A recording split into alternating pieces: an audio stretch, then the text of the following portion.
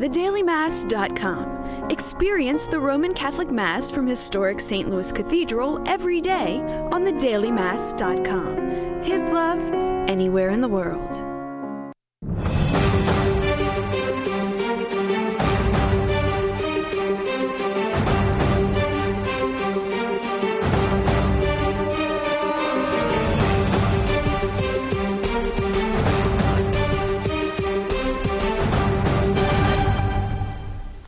Good evening, I'm Sarah McDonald. And I'm Jason Angelette. Welcome to Issues in Faith. Well, we want to start off our show tonight by saying congratulations to our 5 new priests for the Archdiocese of New Orleans. Such a blessing to the Archdiocese, and so grateful and thankful for their yes to Christ and His Church and to us. Yes, and it was a beautiful Mass. Archbishop Aymond did a wonderful homily. If you would follow us on Facebook or Twitter, you could get some snippets of that as we were going through. We tried to get the information out so people could be as inspired. But you know, to be there for an ordination Mass is always an incredible experience. It's very spiritual. You really feel the Spirit in there. The cathedral was packed. Sure, I mean, people up and down the aisles, every seat full, the back full. And so whenever you have an opportunity to be at a Eucharistic celebration like that, it's amazing. And then to see these men give their lives in service to the Church, commit their lives to service in the Church, is just incredible. And so many of their brother priests there as well. Oh yes, and you know, this is a beautiful time. You know, with the ordination, and I know there's a lot of priests celebrating their anniversaries to the priesthood, and just so grateful and thankful to that. I remember being at my brother-in-law's ordination, and just moved to tears at just how beautiful the sacrifice and just the ceremony. Just highly recommend everybody to be able to go at one point in their life to do this, bring their family, their children, and let them see this witness. It is. It's amazing. And actually, you brought up anniversaries, and one of our priests ordained last year, Father Kurt Young, his mother, you know, as married couples do, saved the top tier of their wedding cake. His mother actually saved a piece of his ordination reception cake. Nice. Froze it and brought it to him on the 1-year anniversary of his priesthood ordination. And I think that's a wonderful, wonderful way to remind people that you've entered into the sacrament, you've received holy orders as a priest, but when you are married, you're entering into a sacrament as well, and that a lot of the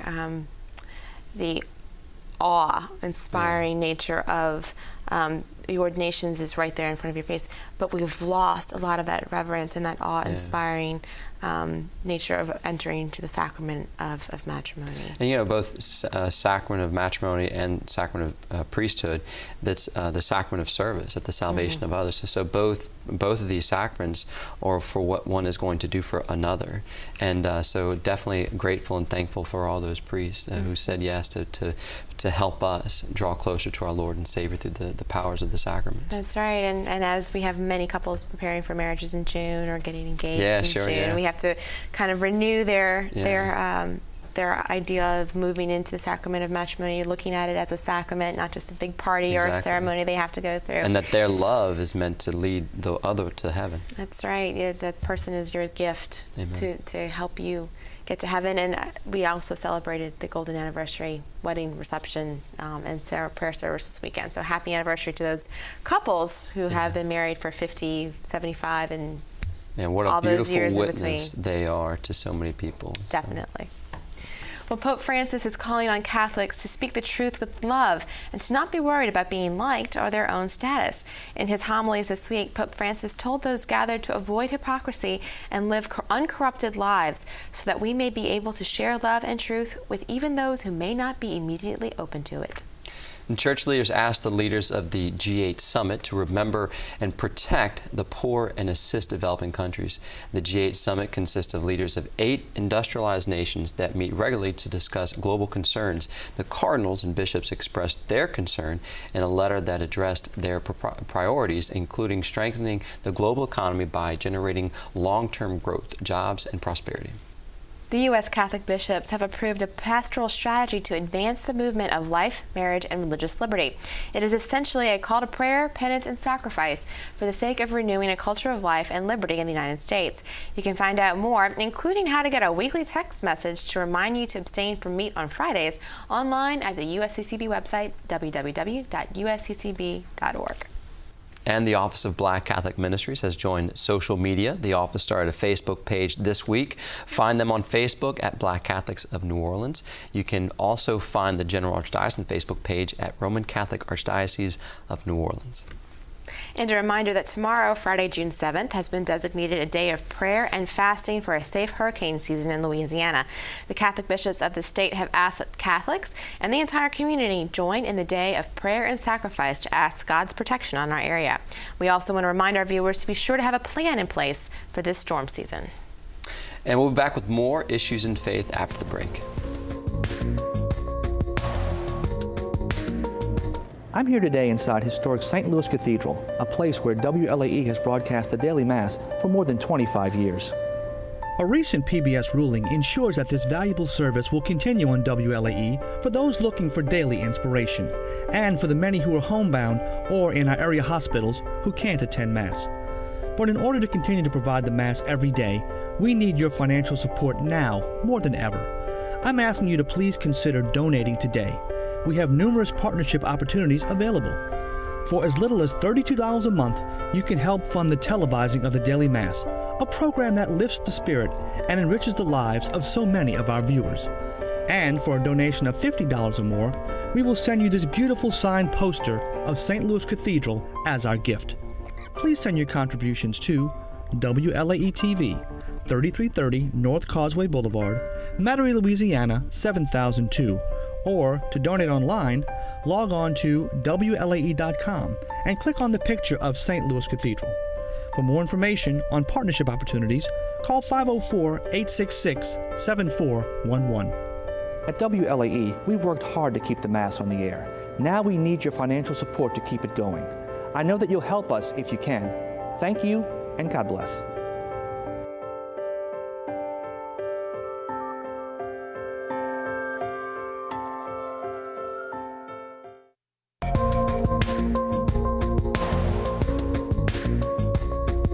March, the Archdiocese teamed up with the New Orleans Museum of Art to open a special exhibit, Portrait of Faith, Blessed John Paul II in Life and Art.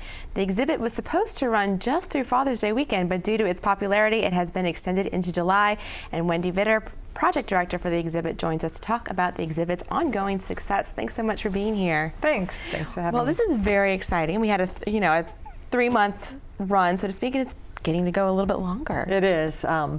NOMA says this has been one of their most popular exhibitions. It's amazing. You know, from the days of King Tut. Remember when that exhibit was there? That was hugely popular.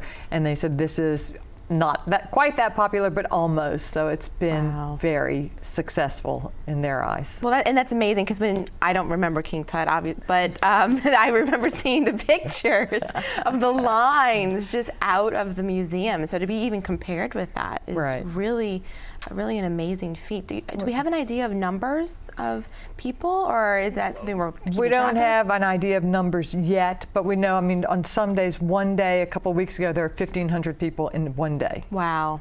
That's just tremendous. Pope John Paul II is such a draw to people. Mm-hmm. And especially with our new Pope now, people just have a renewed interest in everything about the papacy and about this Pope. So it's been great timing. And a lot of schools took advantage of the exhibit being there as well. We had to expand the number of school tour days because those filled up probably within a month and a half of the exhibit opening. So many schools took advantage, and now summer camps are coming. Oh, that's amazing. Which is great. So we still have kids coming in and lots of summer camps, so they have plenty of time. It's great. And Pope John Paul II was responsible really for the new evangelization movement, and I think he would be very excited to see the museum being used as a sort of means for evangelization. I hope so, and that's been one of the neatest things. You've seen the little sticky notes that people can leave, any visitor who comes in, and they've touched me in so many different ways. older people who have said, I've been renewed in my faith. I'm back to my Catholic faith. I've learned more about John Paul II. I'm reliving his visit here to New Orleans. Those are just wonderful. But then there are little kids' notes. I mean, drawings, and a lot of I love John Paul II. Oh. And I have faith, and I love Jesus, I love God. I mean, just tons of kids writing all sorts of things, and it's just, that's really neat. That's when you know you're making a difference. It's not just the art, but those who are looking for really amazing art are still being, that part of them is being fed as well, because what the exhibit itself is gorgeous. It is. Our curators did a great job from the Museum of Biblical Art in Dallas. They have all these private donors who have provided this beautiful artwork of Gibbs Singleton, Frederick Hart, and Fred Villanueva. Mm-hmm. So if you wanted to come in, if you're going to New Orleans Museum of Art and you want to just see art, come in and see it. It is beautiful art. I mean, these artists are known throughout the world and they have beautiful art. If you were here during 1987 and want to relive that visit, come and look at the pictures and relive that visit. And if you weren't here or weren't born, come and see what it was all about and what the excitement was about. So there's something for everyone when they come in, and that's been neat.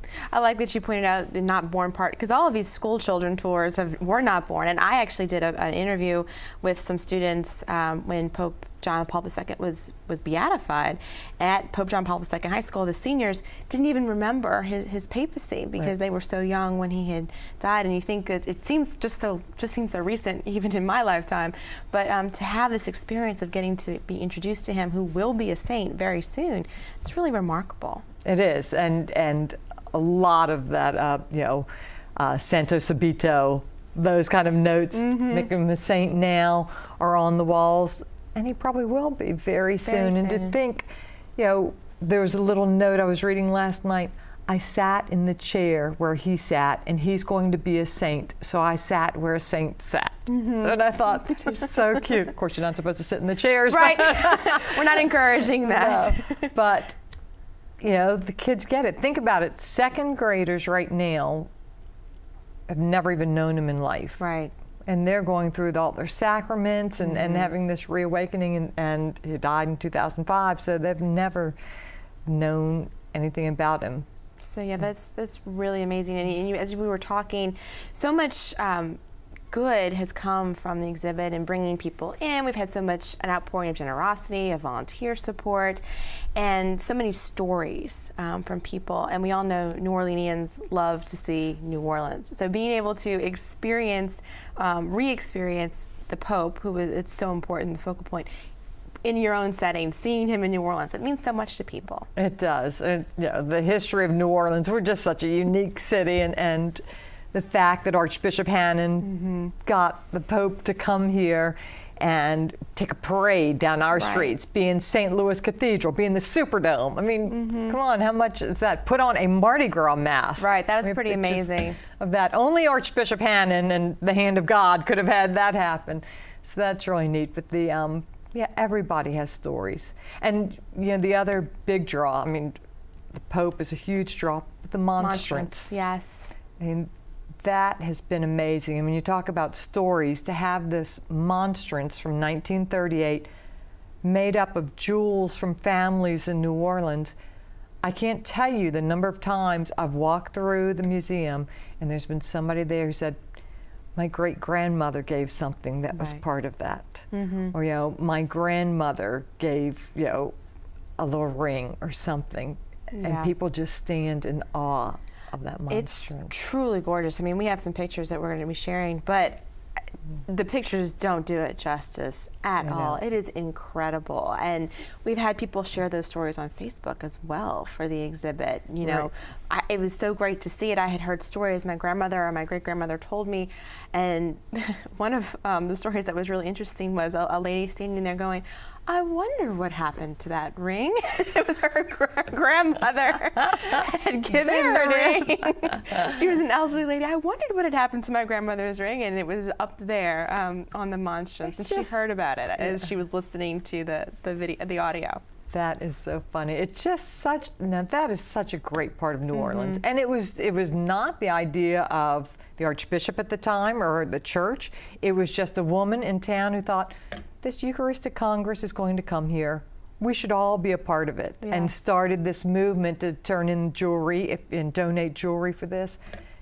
It really is an amazing piece. And it has brought a lot of people. It's fantastic. And we have also at the exhibit a lot of people who have given in for the gift shop as well.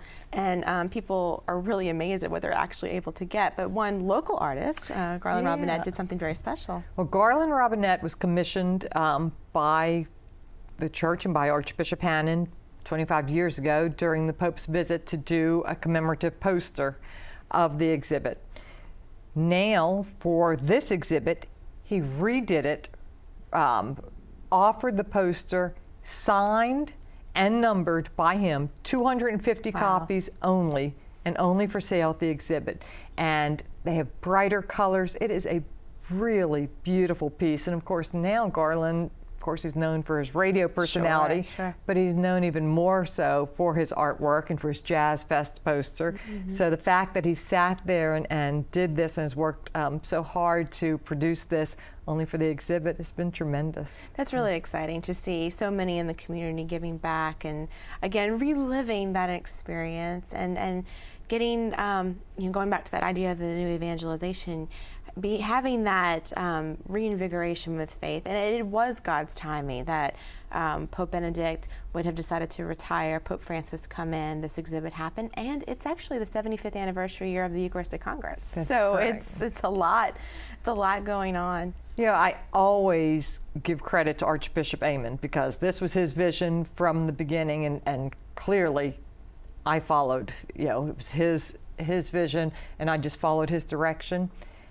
The more I think about it, God directed this entire thing. Of course, we know that, but because of all those things you said, there were just so many things that came together, and people are just feeling a connection. A connection to their faith, a connection to that man who was a pope and is about to be saint, and a connection to being Catholic. That's amazing. Well, Wendy, give us the specifics. When is the exhibit open, and how can people get in? Okay, every day of the week except Mondays. Come anytime, get tickets at the door, and it'll be open through July 7th. So Fridays till 9 p.m., but all weekends, Saturdays and Sundays, up through July 7th. Wonderful. So we have about a month. Come on in. Bring everybody for Father's Day, and then after that as well. Oh, Mother's Day was terrific. It was beautiful. It is a wonderful family event. And the weather's getting a little hot outside. Yes. It's air conditioned. Right, exactly. You can have a day at the museum. And we're very grateful to NOMA for their support as well. Absolutely. They have been a wonderful partner, and we've partnered with them before. They've been terrific. Well, thank you so much, Wendy, for coming in and for all the work you've done with the exhibit. Thank you. Well, once again, the exhibit is open during regular New Orleans Museum of Art hours now through July 7th. You can find more information online at www.jp2innola.com. And we'll be right back.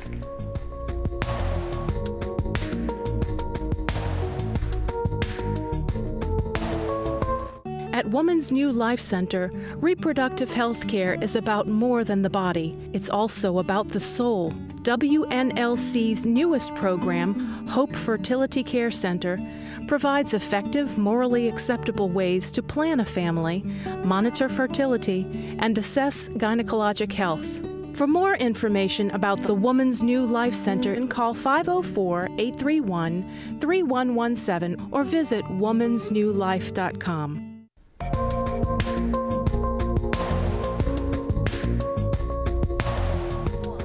They came from Catholic high schools across the Archdiocese, girls who represent their school and the quest for unity among young women. In a student-led program, these young people are reaching out to each other to strengthen themselves, their community, and their faith. Janet Gross takes us to this year's Unity Fest at Xavier Prep. They don't really know each other when they first get here, but it doesn't take long to fix that. Chatting over snacks, talking about school or the day or whatever. This is Young Women's Unity Fest, a student-led gathering that simply brings them together to talk.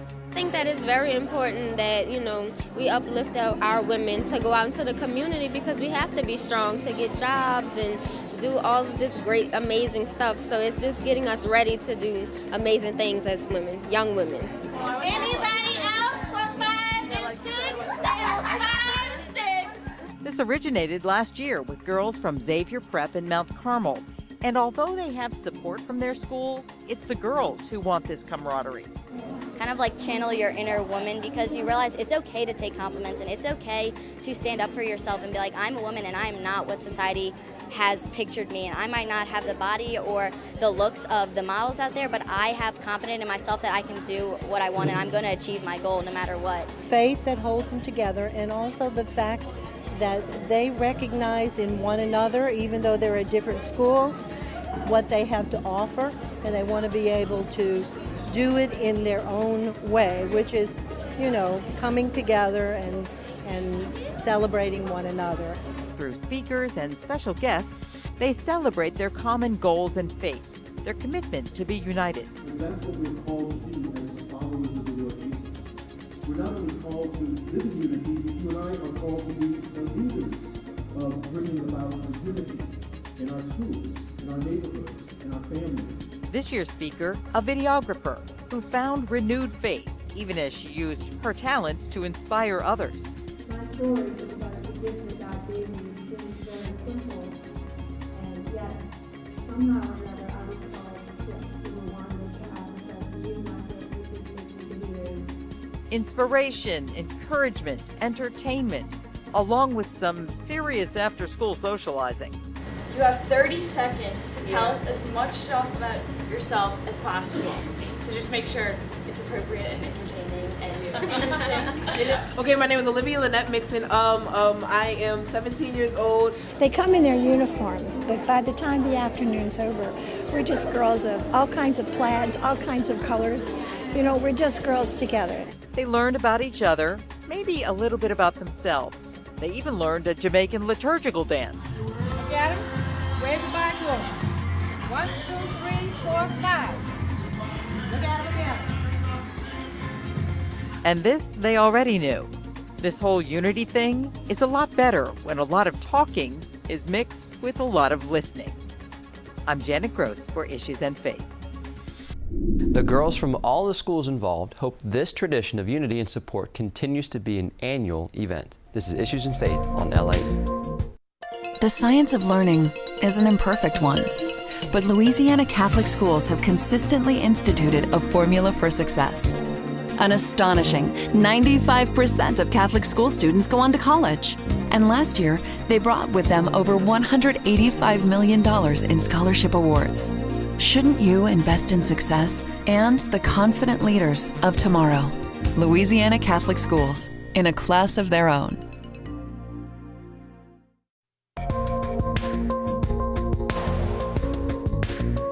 If you have a question for us or have an idea for a story you'd like to see on air, please write to us at Issues in Faith, 3330 North Causeway Boulevard, Suite 345, Metairie, Louisiana 70002, or email us at questions@wlee.com. Plus, if you miss an episode, you can catch up online at www.archdiocese-no.org. And that's our program for this evening. For all of us at Issues in Faith, thanks for watching. We'll be back next week. Hope you join us again soon. Until then, God bless.